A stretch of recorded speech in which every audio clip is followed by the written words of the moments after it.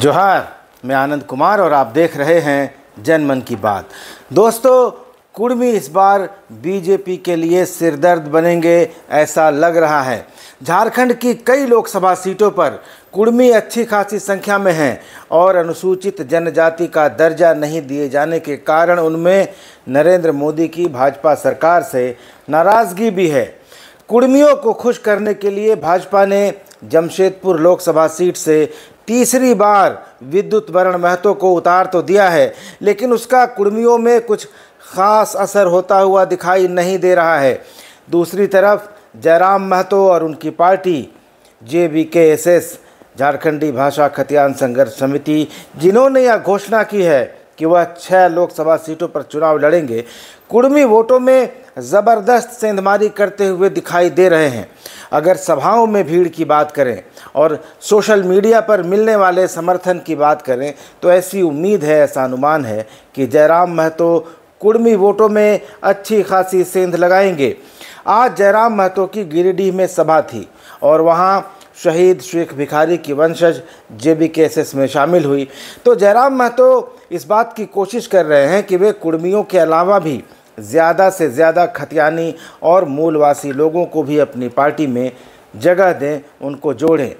दोस्तों, आज पश्चिम बंगाल के पुरुलिया के हुलहुली टांड़ में आदिवासी दर्जे की मांग को लेकर अजीत प्रसाद महतो के नेतृत्व में एक बड़ी भारी सभा हुई। पुरुलिया बिल्कुल झारखंड के पूर्वी सिंहभूम ज़िले से और बोकारो ज़िले की सीमा से सटा हुआ है।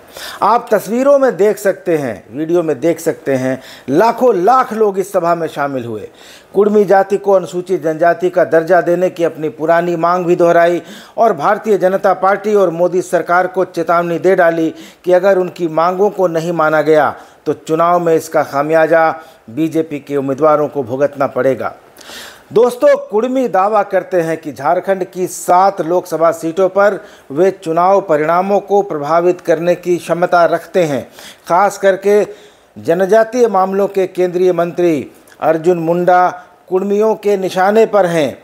कुर्मी आदिवासी दर्जा नहीं मिलने के लिए अर्जुन मुंडा को ही जिम्मेदार ठहरा रहे हैं और यह भी चेतावनी दे रहे हैं कि लोकसभा के चुनाव में अर्जुन मुंडा को वे सबक सिखाएंगे। अर्जुन मुंडा का जो लोकसभा क्षेत्र है दोस्तों, खूंटी का लोकसभा क्षेत्र, उसमें जो 2 विधानसभा क्षेत्र हैं, तमाड़ विधानसभा क्षेत्र और खरसावां विधानसभा क्षेत्र, ये कुर्मी बहुल इलाके हैं और वहाँ कुर्मी समाज को गोलबंद करने का काम अभी से शुरू हो गया है। तो इस बार कुर्मियों की नाराज़गी अर्जुन मुंडा के चुनाव के नतीजे पर क्या असर डालेगी, यह तो परिणाम ही बताएगा। लेकिन आज जिस तरह से पुरुलिया में कुर्मी समाज की बड़ी सभा हुई, इससे भारतीय जनता पार्टी के नेताओं को थोड़ी चिंता तो ज़रूर हो रही होगी, क्योंकि झारखंड और बंगाल की सीमावर्ती कुछ लोकसभा सीटें कुर्मी बहुल हैं। तो ऐसे में बंगाल और झारखंड की इन सीटों पर कुर्मियों की नाराज़गी क्या असर डालेगी भारतीय जनता पार्टी पर, यह भी वक्त ही बताएगा। लेकिन दूसरी तरफ झारखंडी भाषा खतियान संघर्ष समिति यानी JBKSS ने भी ऐलान कर दिया है कि वह झारखंड की 6 विधानसभा सीटों पर चुनाव लड़ेगी। गिरिडीह की सीट पर खुद जयराम महतो चुनाव लड़ने की घोषणा कर चुके हैं। इसके अलावा कोडरमा की सीट पर छात्र नेता रहे मनोज यादव का नाम सामने आ रहा है।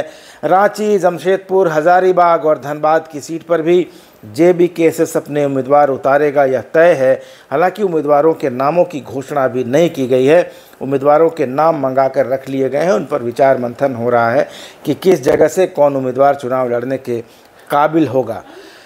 तो जयराम महतो और उनकी पार्टी लोकसभा चुनाव में कोई उलटफेर कर पाएंगे क्या, कोई सीट जीत पाएंगे, और अगर नहीं भी जीत पाते हैं तो वह किसका और कितना नुकसान करेंगे, यह सब भी भविष्य के गर्भ में है। समय आने पर इसका पता चलेगा, क्योंकि जब लोकसभा चुनाव की तारीखों की घोषणा होगी और दोनों बड़े गठबंधनों यानी इंडिया अलायंस और NDA के उम्मीदवार घोषित हो जाएंगे, NDA के तो खैर 11 उम्मीदवार घोषित हो भी गए हैं, तो जब 2 राष्ट्रीय गठबंधनों के बीच टक्कर होगी तो उस टक्कर के बीच में JBKSS कहाँ खड़ा होगा, यह भी एक देखने वाली बात होगी। JBKSS स्थानीय मुद्दों को लेकर चुनाव लड़ रहा है, लेकिन ये स्थानीय मुद्दे राष्ट्रीय मुद्दों और नारों के बीच टिक पाएंगे या गुम हो जाएंगे, यह भी वक्त ही बताएगा। तो अभी तक झारखंड में जो सीन लग रहा था उसमें मुख्य मुकाबले में भारतीय जनता पार्टी एक तरफ है, तो दूसरी तरफ झारखंड मुक्ति मोर्चा, कांग्रेस और आरजेडी का अलायंस है। उसमें तीसरा कोण बना रहे थे जयराम महतो और उनकी पार्टी JBK-SS, लेकिन आज एक चौथा कोण भी सामने आ गया है और वह कोण है भारतीय जनतंत्र मोर्चा। दोस्तों, आज ही सरयू राय की पार्टी भारतीय जनतंत्र मोर्चा का कार्यकर्ता सम्मेलन जमशेदपुर में हुआ और इस सम्मेलन में यह बात निकलकर सामने आई कि भारतीय जनतंत्र मोर्चा भी 4 से 5 लोकसभा सीटों पर उम्मीदवार उतारेगा।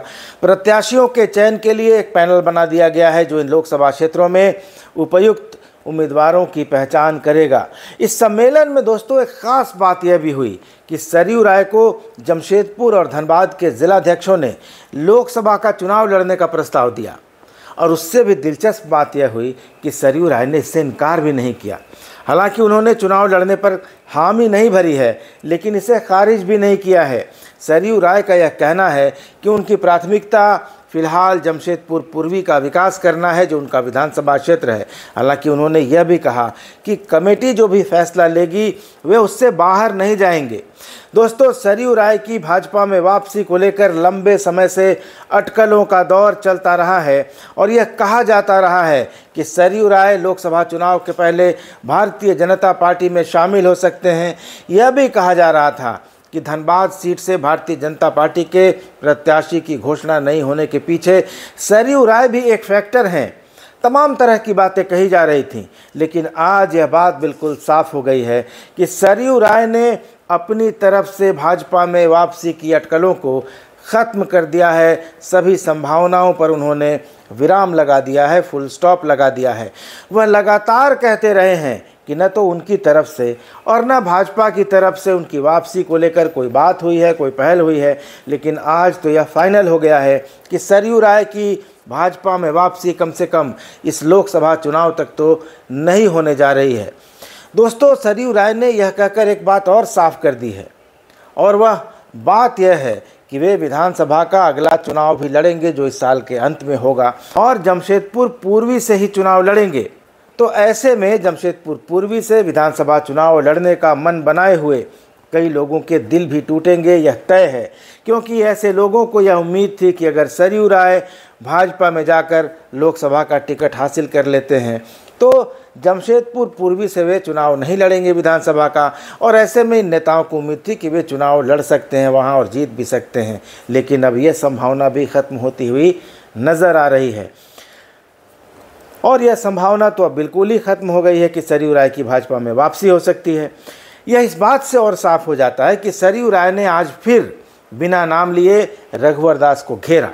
कहा कि हेमंत सोरेन के खिलाफ तो सिर्फ 3 मामले हैं, लेकिन जिस सरकार में वे मंत्री थे, यानी सरयू राय जिस रघुवर सरकार में मंत्री थे, उसमें तो भ्रष्टाचार के 35 मामले उन्होंने ही उठाए थे। उन्होंने CBI और ED से भी कहा कि भ्रष्टाचार के मामलों पर दोहरा मानदंड नहीं अपनाएं। तो इशारों में रघुवर राज के भ्रष्टाचार का मामला उठाकर भी सरयू राय ने बहुत सारी बातें साफ कर दी हैं।